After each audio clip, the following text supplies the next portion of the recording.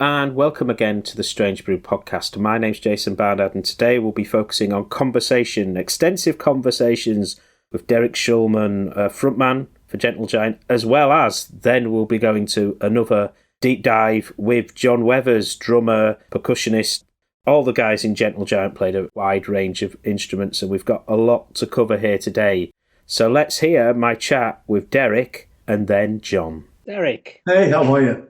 Pleasure to see you. You too. It's a great time to speak to you given the re-release of Playing the Fool. How did the idea for revisiting and expanding it come about? Well, actually, it was our friend and archivist, Dan Bornemark from Sweden.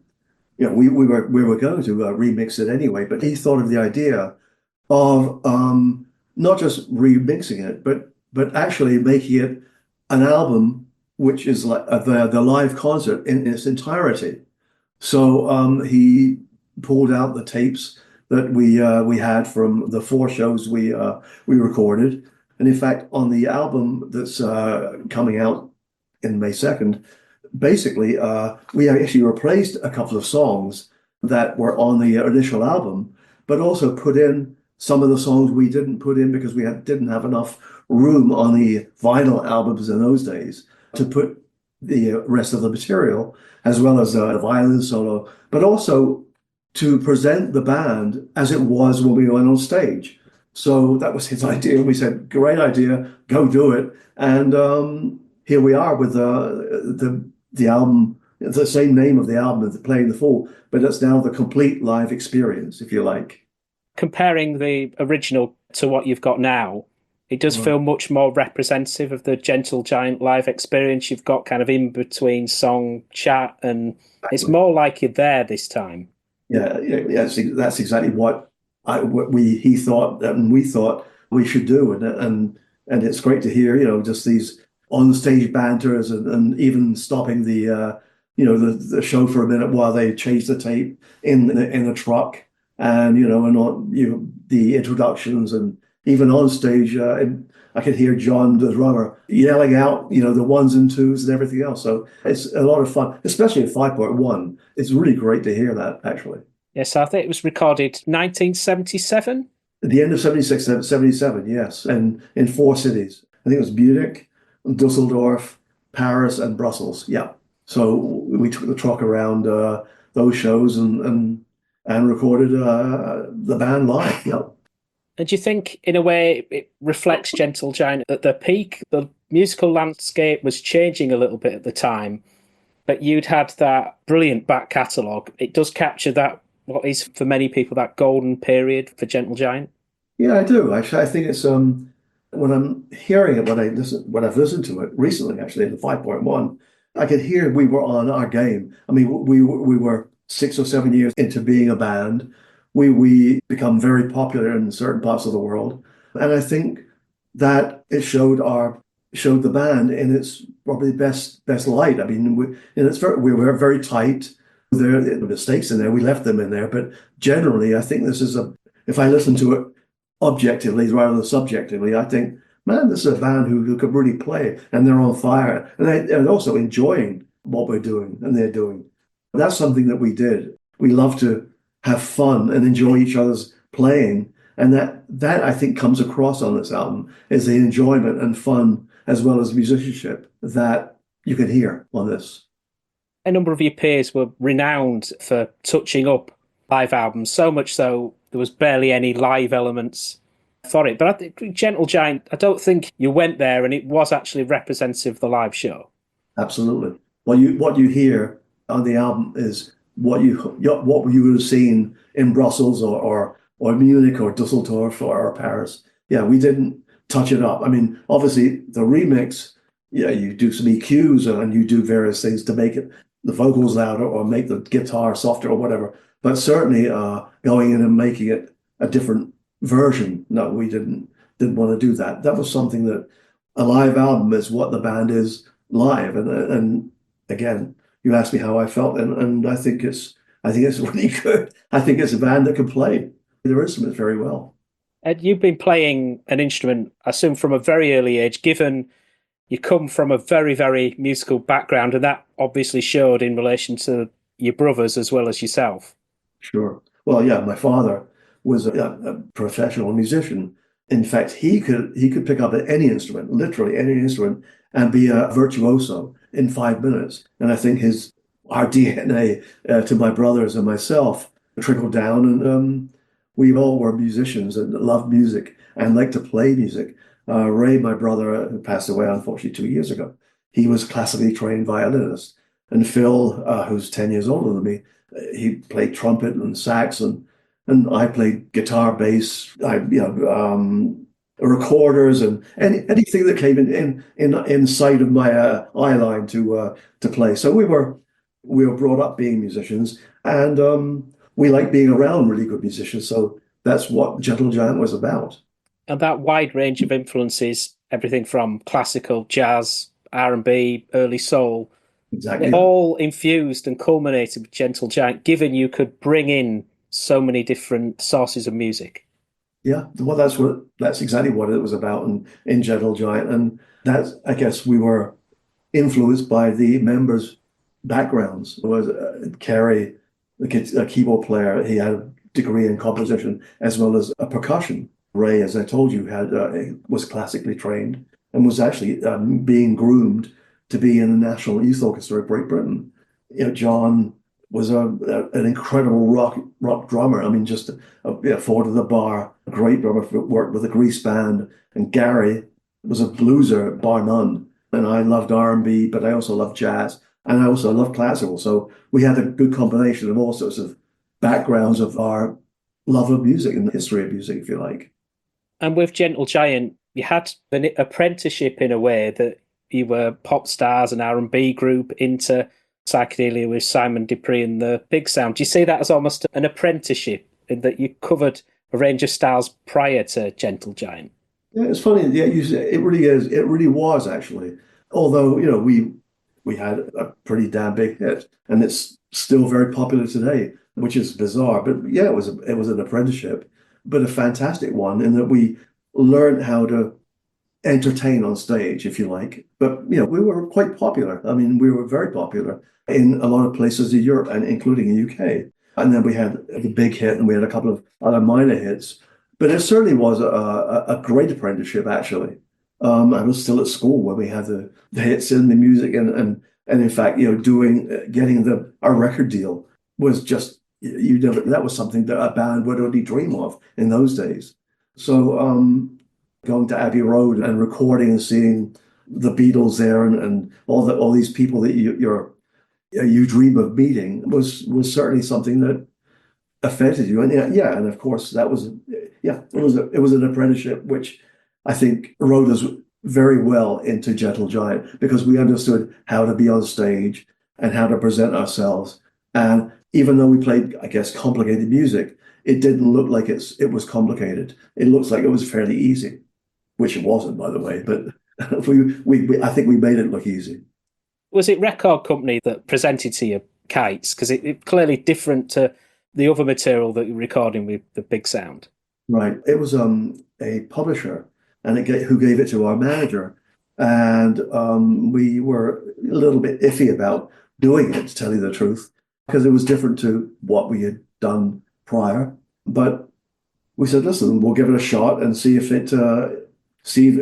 a change of style into that psychedelia, if you like, would make it. And 2 weeks after we recorded it, it was released, and we were in Sweden at the time, and we were coming back on a boat.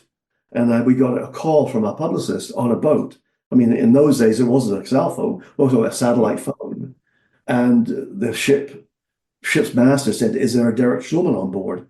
And I said, "Oh, Christ, what's happened?" I mean, if something happened that, disastrous somewhere. And it was our publicist saying, "You're in the top 20." And that was like, okay, it's a moment I'll never forget. And you're on the top of the pops next week. So it was a very special moment, and one which you'll live forever for me, certainly. But it was ultimately, and I'll say it's a millstone round our necks, because again, being a pop hit band, you had to follow it up with pop hits, and we had a couple of minor hits, but we weren't able to follow it up, and it ultimately became not pleasant to play the hits to the audiences that wanted to hear the hits. So we broke the band up and said, let's do something completely different and open the door to Gentle Giant. We Are the Moles. When were you aware that sort of myth around it, that it was a Beatles track? Actually, again, our manager, who was very, very great, he worked for the BBC. In fact, our manager was my sister's husband, and he worked for the BBC. And he's very, very creative, actually. So he said, why do you guys go in, let's get you 3 hours and just do something that is just weird? And we we literally went into Abbey Road and wrote it there and then. And it's just me and my brothers. It was just me and Ray and Phil. We played all the instruments, and it was released, and it started making noise. I mean, it really started climbing the charts, and everyone said, "Wow, this is the Beatles undercover."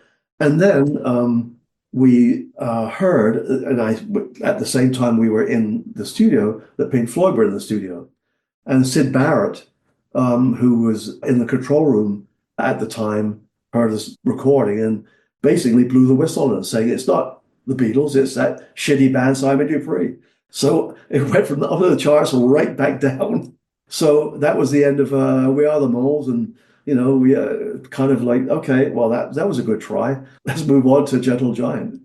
And that debut Gentle Giant album, fantastic record, and it's now one of the key albums that marked a new wave of music, which is now known as progressive music. Which bands influenced you, or was it taking some of those classical and jazz elements? Well, again, I think the members of the band's musical tastes were influential in what the sound of Gentle Giant was. We loved Frank Zappa. I loved Frank Zappa. We loved classical music, but also loved jazz because my father was a jazz musician. But I also loved R&B and rock. It was across the board. But I think Tony Visconti, who was the producer at the time, was doing T-Rex and Bowie literally at the very same time. He did our first couple of albums, actually. And he kind of melded what we had as a band into that first album. And in fact, he wrote the liner notes of that first album, and in fact played the recorder parts on the first album and introduced us, because Bowie was recording, I think, The Man Who Sold the World at the same time, and introduced us to David Bowie's best friend, George Underwood, who came up with the painting, which was Gentle Giant. So it was a very interesting little incestuous period of time where Tony with George Underwood, with Bowie and Gentle Giant, we were all doing things together. And it was a great, fantastic, kind of creative time for all of these bands, actually. There was an extract put online of Pantagruel's Nativity from Acquiring the Taste, where it just played the vocals. And listening to that, it almost seems like choir, like something from church. Was that an element coming in with the vocals? Yes, possibly, yeah. Kerry still is very much involved in church music. I mean, he loves, which we do as well, but the church music, and stylistically was very influenced by hymnal music, if you like, and also Old English music. And so, yes, there was an influence in that Pantagruel's Nativity from Kerry, who wrote that song. Sure, absolutely correct. And Gentle Giant, obviously known for some complex pieces of music with different shifts in sound, like the advent of Panurge. How did you put together such expansive and complicated music? Did you do it in sections and piece things together? Not really. I think what we did when we wrote the pieces, it was generally Ray and Kerry who would write the music. I'd come up with some pieces occasionally. We're talking about the music, not lyrically. And I'd go to Ray, but generally they were mapped out on what was then a Revox machine, a 2-track Revox, and we bring the mapped out versions of the music to the band and put it together with the band. And then lyrically, me and Phil would sit down. That was when Phil was in the band, and then rehearse it and expand what we had already written. But they were pretty much done the way you'd hear them. They weren't like jams by any stretch. They were pretty much pieces that were written by either, again, Kerry or Ray. And then the band would expand on it and would go to the studio. The lyrics in the songs could work on a number of levels, a little bit like Knots, where you've got to me, there's the facets of relationships between people, but there are broader themes. Not was more Phil than me. You know, Phil was influenced by literature. I was kind of more influenced by politics and more everyday subjects, but we conferred together lyrically. And again, I would bring in pieces of music that became some of the songs. But that was more Phil, and Phil suggested that we put the lyrics from R.D. Lang's incredible book Knots into this song, which Kerry had scored. This wasn't written like with a guitar or anything. He literally scored the pieces, and the band read the scores and put this amalgam of voices together. And I think it's incredibly creative. I think it's one of my favorite pieces that we've done by far. You know, I think it's quite a classic actually, and it's not because I wrote it, because I was part of it, but certainly I think it's really very clever. We started talking about playing the full live album. Did you do a lot of preparation for your live shows, or was it just that you were playing so regularly together that playing live dates just came easily? No, we were playing a lot. I mean, that's one thing we did. We were a very hard-working band. We tour a lot, and then after the tour, we'd come back. We lived in Portsmouth on the south coast. All the band would be down there. Even though they came from other places, my brothers and myself were from there, or we lived there, should I say. And we would, after a tour, we'd take maybe 2 or 3 days off, and then write and rehearse and go into the studio and then start touring again. The one thing that Gentle Giant was a really hard-working band.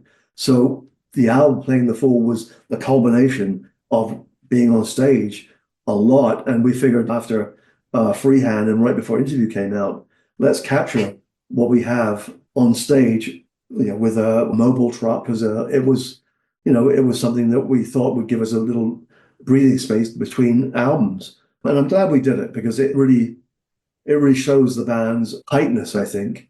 And it shows the band, especially this version, as a stage show. And especially in 5.1, if you can hear the 5.1, you'll hear the introductions, you'll hear some of the clicks, you'll hear stopping to change the tapes in the truck. Because in those days, you had to record with the tapes that had to be changed. There was no computers in those days.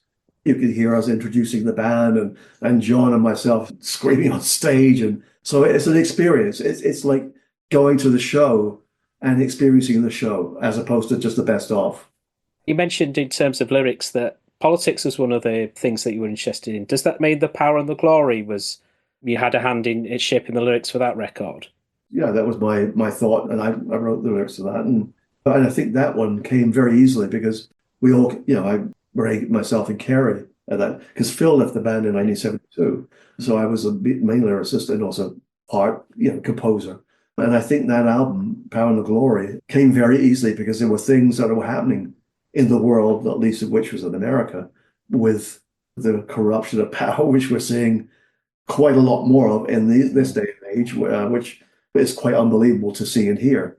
But yeah, I hate to use the term. Yeah, no, it was an album which told the story about how someone can promise something and be a complete liar about it, and the fans and the people would believe him until they were screwed. And that's the story of, unfortunately, the story of life in the 21st century, unfortunately. Resonant for today's times. The last trio of albums post Playing the Fool, Gentle Giant seemed to be in quite a difficult position in that you had that fantastic music that you'd done, but obviously the music was shifting, and to a certain extent the music that fans was listening to shifted. Did you feel that pressure, but were you responding to that in relation to shifting your sound in that sort of last period of Gentle Giant? I guess you're talking about Missing Piece, Yeah. Giant per Day, and Civilian. I think the Missing Piece, well, yeah, I think we were trying to pare down our sound to a degree because the way the albums were heard, especially in America, suddenly became singles oriented and the best songs, as opposed to DJs playing the whole album or the whole one side. So if you were able to make a single, then you were on a winner and your audiences would expand. And I think we were probably influenced a little bit by that. But nevertheless, I think the missing piece, we went to Holland to record the album. This is where Genesis did their, I can't remember which one it was, but it was the one where they had their first hit.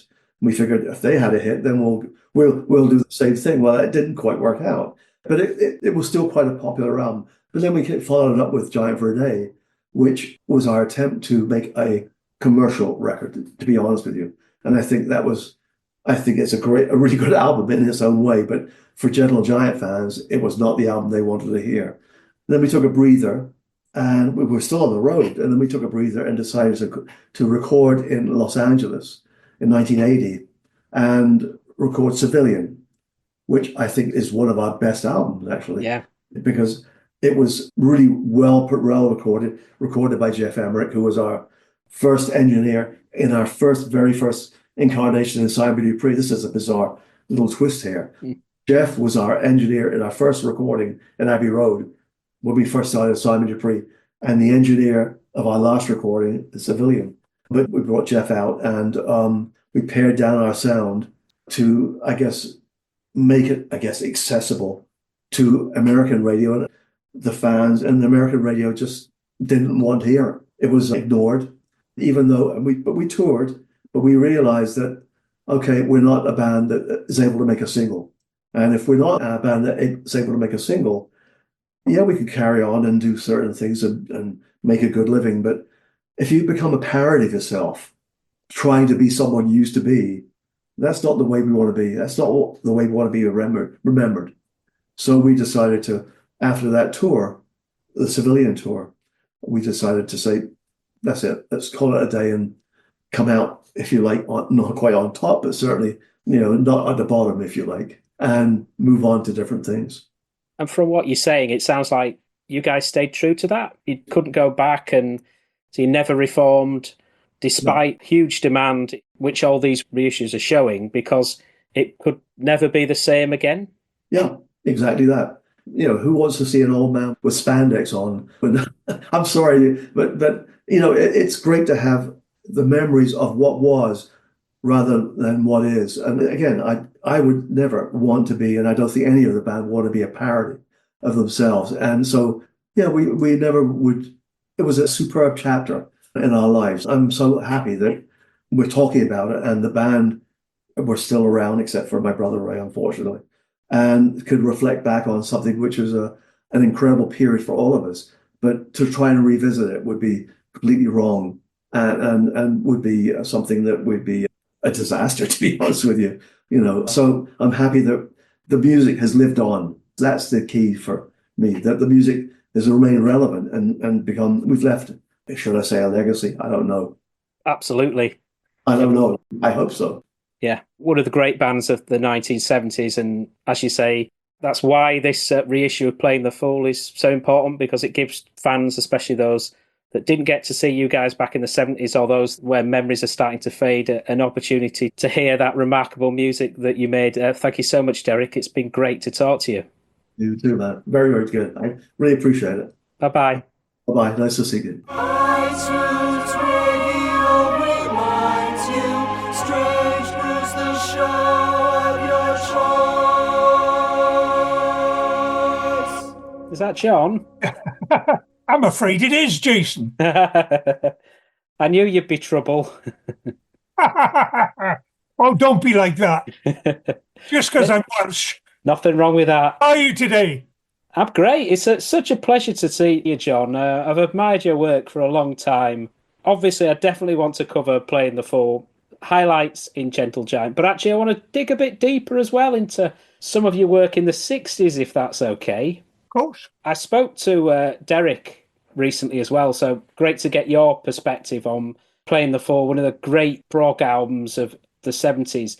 What do you remember about those dates that make up that album?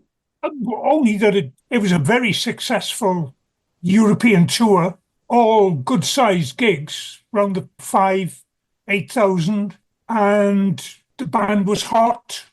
We'd just come off an American tour, I think. It seemed at that moment that we were about to do it, go somewhere.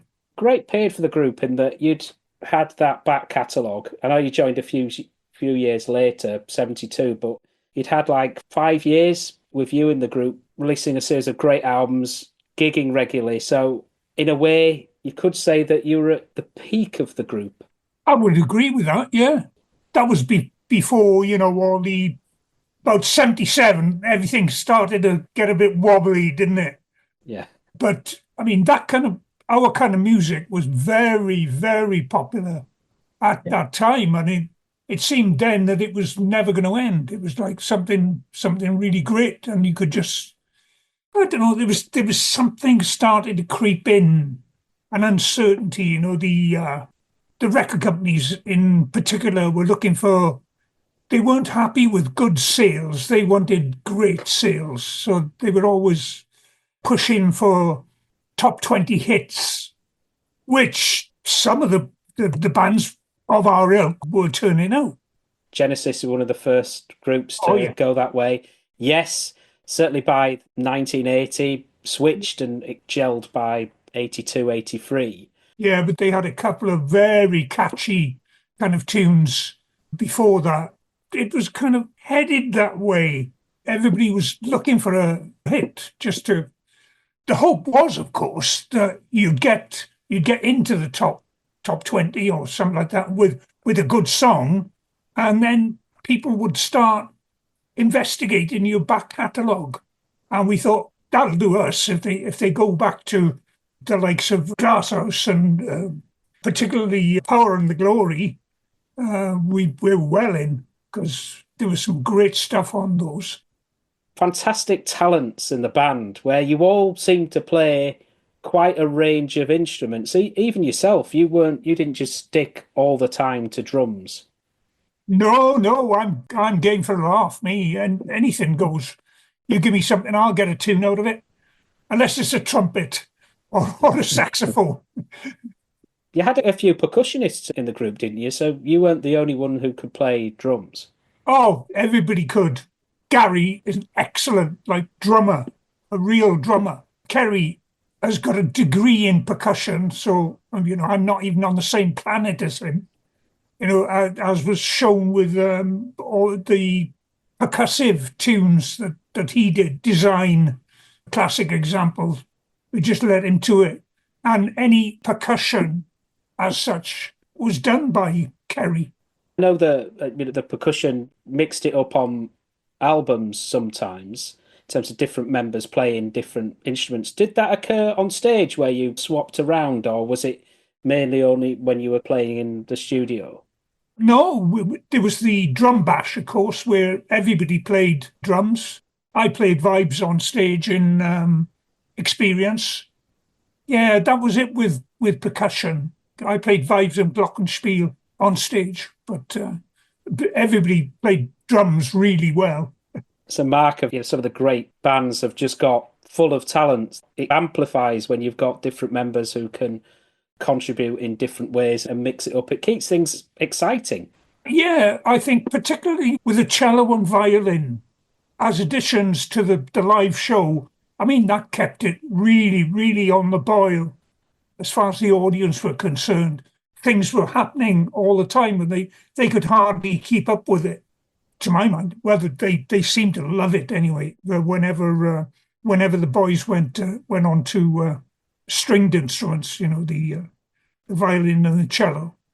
And of course, the violin feature was something to be seen, it really was. Where did you see yourself in terms of one of your key roles of the group, in the sense that you've got that background in soul and R&B where you could keep key time where the other guys could go off, but you'd be there underpinning it. But obviously you weren't averse to more complex parts. How did that play out? Was your focus on those more complex tracks, trying to hold everything together? Yeah, that's the way I've always played, really.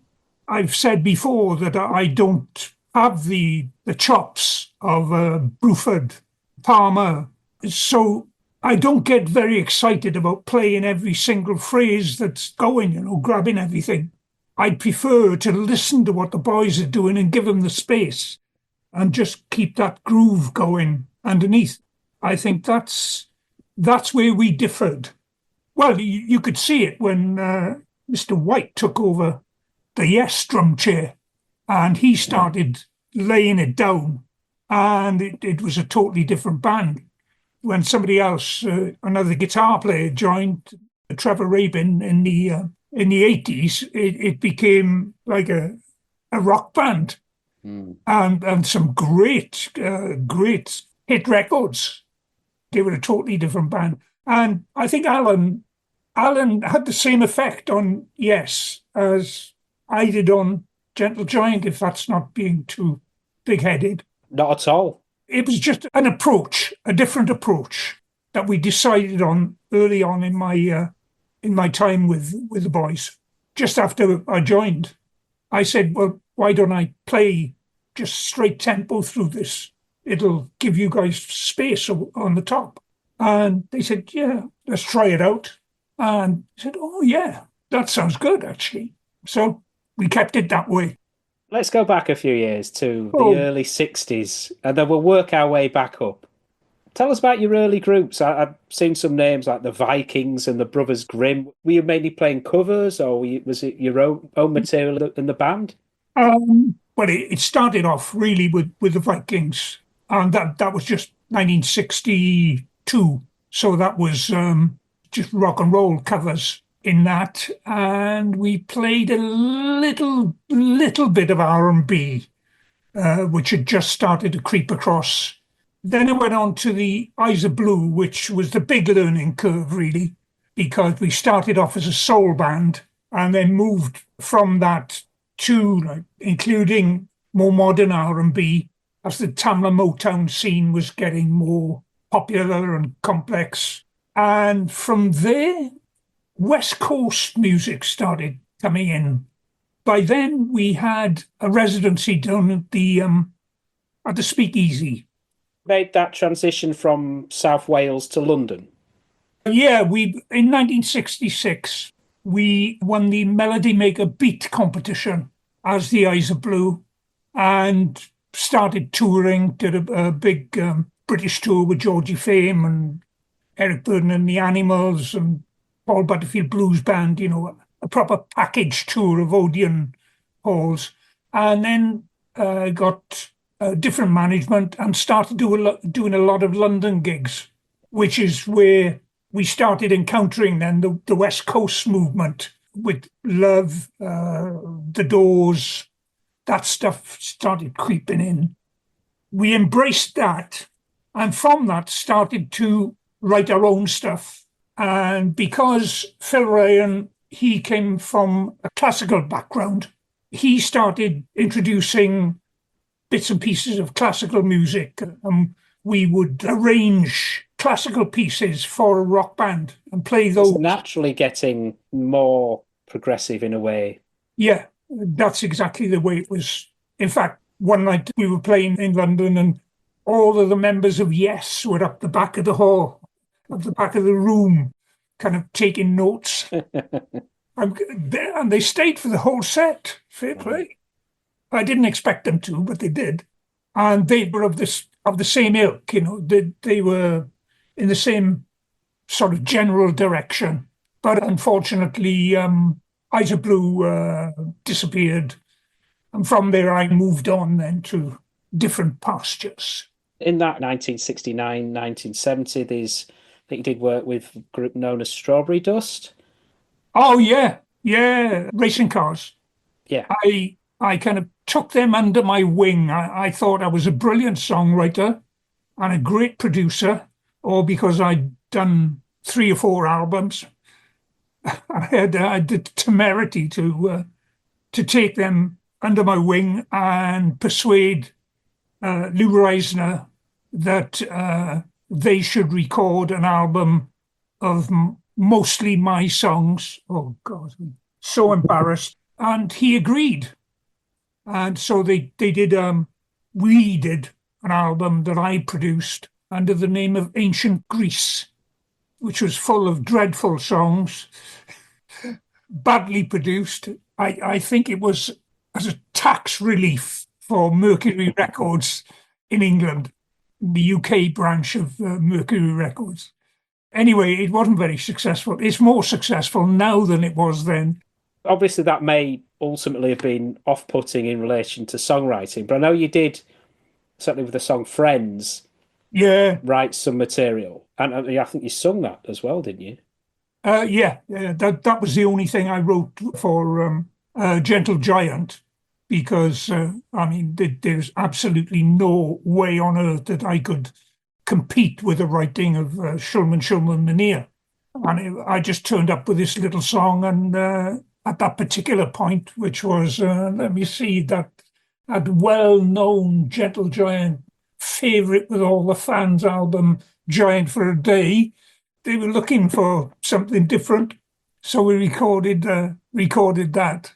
Tell us about the circumstances of joining Gentle Giant, because Malcolm Mortimer was the band's drummer, but did he have a injury or an accident? Yeah, it was a motorcycle or a car crash, and he was really busted up, legs, arms, pelvis, in a mess. Well, I'd known the Shulman brothers since the Simon Dupree days when they came down to Wales. I guess you were peers, Isa Blue and Simon Yeah, Dupree. very much so. And we'd kind of moved along the same tracks, as it were. They moved into West Coast, R&B, then West Coast, and then they became Gentle Giant from Simon Dupree. But I'd known them from the Simon Dupree days, and we just happened to be, I was playing with Graham Bond at the time at London Polytechnic, and Ray, the bass player, recognised me. They came up to see the gig. They were playing downstairs, we were playing upstairs, and he came and said hello. He said, you used to be with the Eyes of Blue. I said, oh yeah, Simon Dupree playing here. No, he said, we've got a new band now called Gentle Giant. Come down for a look. And I did. Well, we were friendly, you know, we had a good chat. It was nice to see Raymond. He was a wonderful bloke. And when Malcolm had his accident, the thing was then that they had a tour coming up and needed a drummer pronto. Well, they gave Mike Giles a ring, Right. and he didn't want to know. For some Really? reason. Yeah, I'm most surprised. Perhaps it wasn't jazzy enough. I really don't know, but he didn't even bother to go and do an audition or anything. He just said point blank no. But I think he might have had a band going at that time. Giles, Fripp, and no, the Giles. Yeah. Anyway, his second call was to me, and the Grease band had just split up because Henry had joined Wings. So I was at a loose end. And Raymond, somehow, I never found out how, got hold of my telephone number and asked me if I was interested in doing a tour with them because their drummer had an accident. And I said, yeah, sure. He said, can you come down to Portsmouth and do an audition? I said, yes. So off I went down to Portsmouth, did the audition, and they said, okay, well, if you can do the tour with us, with a bit of luck, Malcolm will be better by then, but we'll pay a good wage for the tour. And I said, great. And we had 2 weeks to rehearse for the tour, which was the one with the Jimi Hendrix movie. Oh. Well, by the end of the tour, they said, well, we like the way it's all come together. We like this new laying it down in the back, you know, giving it plenty of welly, heavy left hand. Would you like the gig? And I said, well, yeah, absolutely. And moved to Portsmouth. And that was it. That was March or April 1972. Was it that year where Gentle Giant supported Black Sabbath, and were you in the group? Yep, that was my first American tour, and it was with Sabbath, yeah. That's But quite a contrast, isn't it? Gentle Giant and Sabbath on the same bill. Oh, it was very exciting every night. Dodge the beer can. Well, we had a good go. I mean, we were brave. And I remember one gig, we went down really, really well, and they wanted an encore. Gosh. But wild times, let us put it like that. It was a good introduction, actually, to touring in America as the most under of underdogs that are almost certain to be disliked by the audience that you're facing. But we just, did our very, very best. And the only real place we suffered was in the Hollywood Bowl, where somebody threw firecrackers on stage during the performance. And that was not very nice at all. And Phil called them some very nasty names. But other than that, it was more like a holiday because Sabbath missed quite a few gigs due to various. So the shows, so you're saying that some of the shows were cancelled, therefore you had free time? Yeah, and in nice places down in Florida and Nashville and a couple of other places. But it was a very, very good tour. We enjoyed that. It was for almost a month, about 3 weeks. They were great guys, really smashing fellas. And then we moved on to support Yes then. So was that more of a natural synergy? Oh, well, we were laughing on that one, weren't we? The only problem really was that the Eagles were on in between. We opened the show. Oh, really? Oh, yeah. We opened the show, then the Eagles, before they became famous, obviously. And then Yes. So they were sandwiched. You had this country rock band sandwiched in between two prog bands. And they weren't very happy. So they weren't happy about the fit? No, they were not very happy at all with us being on the tour. So I don't know. So our tour with them was kind of curtailed a little. I think they insisted that we get dumped. Because in those days, to get on a decent tour, you had to pay. Oh, of course, yeah. So you were basically doing it to promote the group and get yourselves out there. You weren't making money out of it. You were actually paying money to... No, it was costing the management company. Our management company was the same as Black Sabbath's. Right. And in the same office was the management company of Yes. So it's all interlinked. Yeah, so it's all a bit. So you've been on tour, you've got that grounding. So I guess you were then at some point recording Octopus, which is a fabulous album. Yeah.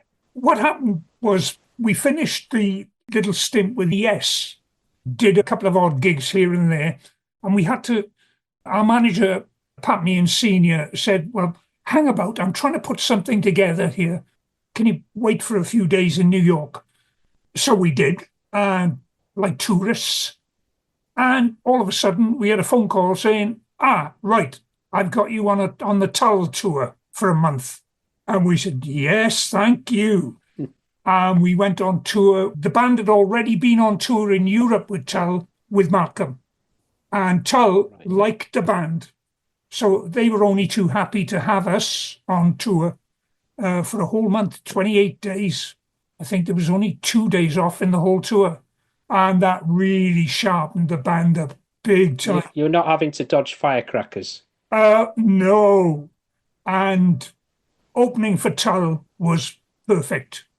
And they, of course, were one of the most professional, friendly, talented bands you could ever support.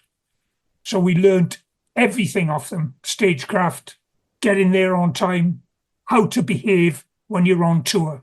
You don't get that off touring with Sabbath. But that was great. And then we came back from that and recorded Octopus. How did recording the tracks work, given the multifaceted nature of a number of them? Did you have to map them out, or did certain members of the band play elements and you'd work out how the drum patterns would evolve depending on the changes? Yeah, we discussed it, obviously. And I always asked, I had so much respect for both Kerry and Ray. I just asked them if there was anything in particular they'd like, or they'd like me to try. If there wasn't anything in particular, we just discuss. I'd play something and say, is this okay? And they'd say, yes, no, can you do blah? And I was always open to any suggestions whatsoever. But generally, I was allowed to have my head, just carry on. What do you remember about the making of In a Glass House? Because the sound effects, the glass, I think there's different bits of percussion in there. Mm, How did that all come together? Because it's very innovative and is, in a way, like some of the stuff that Peter Gabriel would do quite a bit later. mm. Well, Phil had left the band. He Yeah. decided after the American tour that with small children and a wife at home, that he didn't want to tour. And he's 10 years older than the rest of the band. So it was a bit of a crisis. And there was talk of splitting up, but we got over that pretty quick. So In a Glass House was the first album without Phil. And don't forget, Phil had been in, and the two brothers had been playing together since the late 50s, Yeah. early 60s. So it was a case of actually with Ray and Derek proving themselves that they could do just as well without Phil as with Phil. That they were having to step up and prove that Gentle Giant could be viable and successful without him. Yeah, Phil used to do a lot of the lyrics. He and Derek kind of collaborated, but Phil came up with a lot of the ideas. Knots, for instance, Panage, and all the deep reading that he did that gave him the ideas for the songs. But of course, when it came to In a Glass House, I think Ray and Kerry were given it even more as far as the writing is concerned. And Derek was out to prove something as well with the lyrics he provided on his own.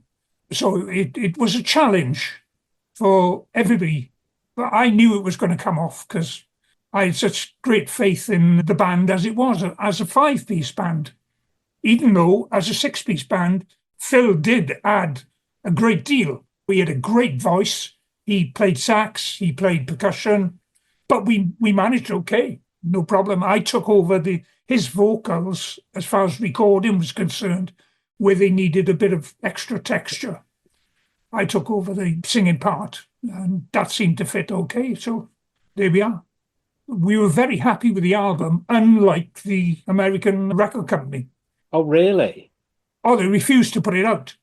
Do you know why that was? Well, they thought it wasn't commercial enough. They just didn't like it, period. So our management put it out and released it in America on import.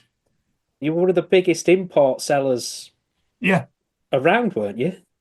Well, it was only the one album. It was only In a Glass House that was on import, and it got into the top 100. Oh, I mean, we had great faith in the record. I thought it was a great record. Some beautiful stuff on there. So we changed record companies then for Power and the Glory. Freehand, in particular, that seemed to be an album where things did lift significantly in America. Is that accurate? Yeah, oh yes, because of the I mean, when something becomes hard to get, it becomes popular. And I think that's why, because people are finding it really hard to get In a Glass House on import, simply because of the volumes, supplying volumes of records from England to America, when the whole thing isn't geared up for that. All of a sudden, had a cult following. Or these guys, oh, have you heard this group called Gentle Giant? You can't get the record here. I've got one. So, of course, when Freehand came along, there was a lot more interest. And Capitol Records were very happy to pick it up. Would you say that Interview was the last album before the group really started to shift its sound? Well, I would say that Missing Piece is half and half. Right. Side one is far more accessible because that's the way that the river was flowing. That like 2 weeks in Spain. Yeah, that was a laugh. That, like Derek putting on the London accent and stuff like that. And I mean, it's a good tune. Yeah, but side two is very Gentle Giant. Memories of Old Days. It's absolutely lovely. It's For Nobody. Oh, there's some. That is the last of Gentle Giant as was perceived from the early 70s. Interview was kind of I don't know. They were difficult times, very difficult times. I mean, many would say that the final Gentle Giant album, Civilian, I mean, Yeah. that's still got some great material. You're working with Jeff Emerick, and some of that material could be seen as your natural style. Yes, that's one of my favorite albums because all of a sudden Jeff was there and it was this huge sound of a mixture of songs. Underground is very kind of Gentle Giant, the accessible side of Gentle Giant. But I love number one, and I like the whole album. I think it really rocks.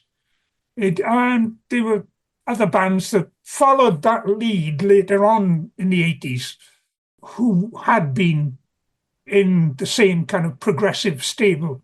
You know, if you look at Yes, when Trevor Rabin joined, that's the kind of genre they ended up in. And it sounded great when they played it. So I think we were quite early on that. I think we discovered where we were going with Civilian, but it was, as far as the record company was concerned, it was too late. They didn't want to know. So you've found a path forward into the 1980s, which could have really branched out and bore fruit, but it was the label that put the mockers on it. And if you don't have significant label backing, certainly in those days, it becomes very, very tricky to carry on, I guess. Oh, yeah. I mean, we financed the last tour ourselves, the last Really? American tour, yeah. We all put our houses, got second mortgages out, and we toured in a camper. We didn't fly anywhere, really. But all the writing was on the wall then already, you know. Kerry and Derek had just got married. Kerry had a young daughter. He was tired of touring. Derek really wanted to get into the business side of it. So it was the last tour, and it was very enjoyable too. It was absolutely wonderful. Playing smaller venues, which we like. We always did like smaller venues because it was a more personal thing.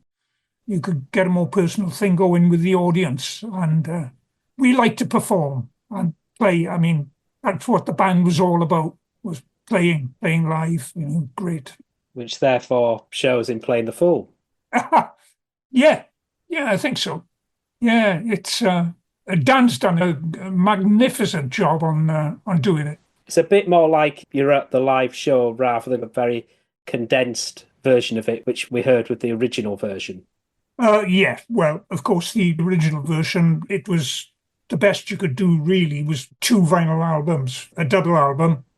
Now it's 3, and 2 CDs and Blu-ray and Atmos, surround sound, you name it, it's all in there. So the Atmos apparently, I'm not too well up on all of that stuff.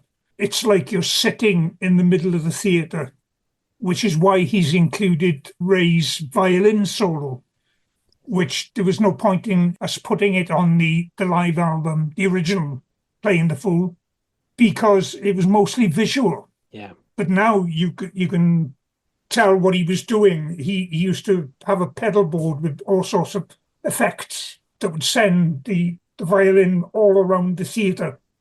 And now you can get that with the Atmos. Talking to Derek, he's very clear about the fact that Gentle Giant not regrouping together for him was the right decision because you could never go back. Do you have the same view, or would you have liked to have another go in later years? Truth? No, I don't think so. I don't think so. I don't know of anybody who's actually done that and gone anywhere. In reality, let's be fair. Everybody does these comeback tours and, you know, yeah. With one particular band, it's, you know, like, it ended up being 3 bands all going out under the same name and giving all the old tunes a thrashing. It just becomes embarrassing. And of course, everybody went off to do different things. you played with Man, didn't you? So you're kind of in touch with your Welsh roots and Yeah. peers. So you were able to continue in the 80s and 90s playing live and recording, didn't you? Yes, yeah. I spent 13 years with Man. I'd known them, of course, since the 60s. So, The Bystanders. yeah. Oh, yeah. We used to do all the same gigs in Swansea and Southwest Wales. So I knew them all very well. I knew them as Man when they lived in London and did all the early Man stuff. So when they got back together, Terry was playing in Rockpile. So they wanted another Welsh drummer. So I was the obvious choice, I guess, because I'd already been in a band with Martin Ace. So we gave that a go. And that was okay, cruising along for a few years. We did a live album, and then we did a nice album called The Twang Dynasty. And then we did the last album then, called On the Moon, which we recorded in Seattle. And then I got fired.